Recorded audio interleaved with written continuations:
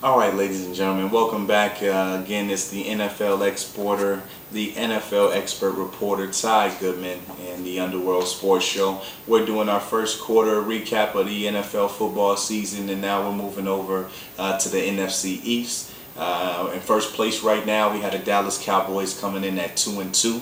I actually had the Cowboys slated this year at 8-8. Right now, that division is looking very weak. Teams are not performing. The Cowboys, haven't really played particularly well. They've actually played, like I said, how I thought, average at that 2-2. Inconsistency has been the name of the game in Dallas for a long time now. Offensive line never bolstered up enough to establish a legitimate running game. You have a talented back in DeMarco Murray, but somehow, some way, he just isn't able to, run the ball effectively, consistently. It leads to Tony Romo passing the ball too much. Romo's obviously, I'll give him, he's a good quarterback. He makes a lot of plays out there on the field, but we've seen over the course of time that due to circumstance with him having the ball in his hands so much and having to throw so much, especially in the fourth quarter, it's inevitable that this guy, he'll make a key mistake. It's been proven. I don't know what he has to do to clear this hurdle, but at this point it seems to be embedded. And it kind of leaks over to the whole team as far as, you see flashes from this Cowboys squad. I mean, Dez Bryant, he's a very talented wide receiver. He's played very good this year. I have to give Dez his credit. I won't take anything away from him, but Miles Austin, same thing, balanced this hamstring injury again. And Jason Witten, he's done a good job, but the inconsistencies in the running game, I mean, Dallas is basically a team that just ends up being, like I said, one-dimensional, having to pass too much, and it leaves Tony Romo vulnerable to a mistake down the end of the game, instead of being able to effectively run the ball to close out or even move the chains. Defensive side of the ball, obviously DeMarcus Ware, he's a stud. He's always applying pressure. Sean Lee, has been excellent return, but he looks a little out of form. I see him missing tackles. I see him getting beat in pass coverage. He does make plays, don't get me wrong, but I do see him a little bit, out there slacking off a little bit. And it may just be a little rust. He's battling back from an injury that he fought off last year. The secondary, though, has always been Dallas's weakness. They do have, Morris Claiborne, they drafted from LSU last year.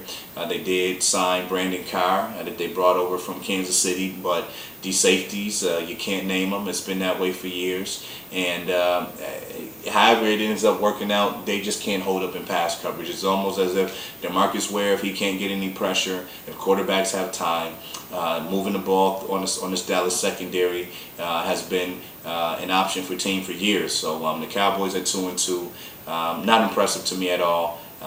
We'll see how it ends up going, but the way I see it with the Cowboys, they pretty much are able to beat average, mediocre teams, but when it comes to the tougher teams, to the top tier teams in the NFL, they just can't put a full game together on a consistent basis to win those games. Next up, we have the Philadelphia Eagles at 1-3. Under new head coach Chip Kelly, they came out the opening night playing the Washington Redskins on Monday Night Football.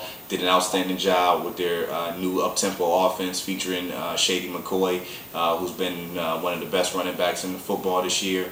After that game in which they beat Washington and put up 34 points, it's been a downward spiral for this team, and particularly this defense. On the offensive side of the ball, these guys have looked very formidable. Again, Chip Kelly wisely is using LaShawn McCoy.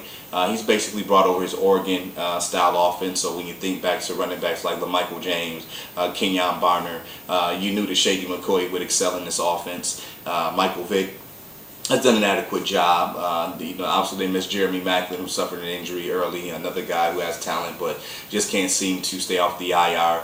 So it's been down to Deshaun Jackson. He has had some big games, but the games that he's came up missing, it's been really tough for Vic to move the ball through the air. As tight end Brent Selleck has been a disappointment thus far this year, and it's really the Eagles' defense that is the real problem.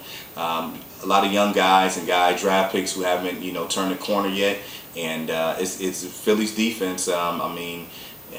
I hate to say it, but it doesn't look too formidable right now. It's very easy for teams to move the ball. Phillip Rivers torched them. Peyton Manning torched them.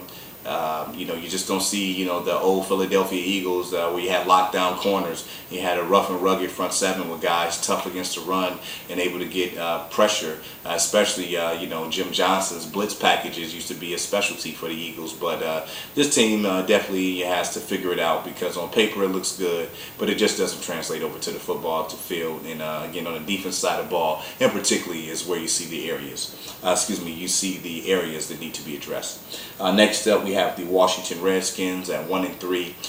It's been a tough ride for the Redskins thus far. Quarterback Robert Griffith III, he missed the entire preseason, so the first 4 games of the season for him were really his preseason. So we've seen obvious rust. The leg's not back 100% yet. You can see him, his confidence growing with each game. I expect by the end of the year he'll be back to form. I have a lot of confidence in him as long as he can stay healthy. Alfred Morris, he's played fairly well, but after running for 1,500, yards in your rookie season in the NFL, it's going to catch defenses of attention. So defenses are definitely making it a point to, attack him and make him a #1 priority. Thus far this year, Pierre Garcon has continued to, has continued to excel in the passing game, but losing a couple receivers early for RG3 didn't help as well. Santana Moss really hasn't done much, and the tight end Fred Davis has been a disappointment thus far too. On the defensive side of the ball, the Redskins not playing as well as I thought. You had Brian Orakpo, Ryan Kerrigan, London Fletcher. Their secondary, though, has continued to be a liability for this Redskins team.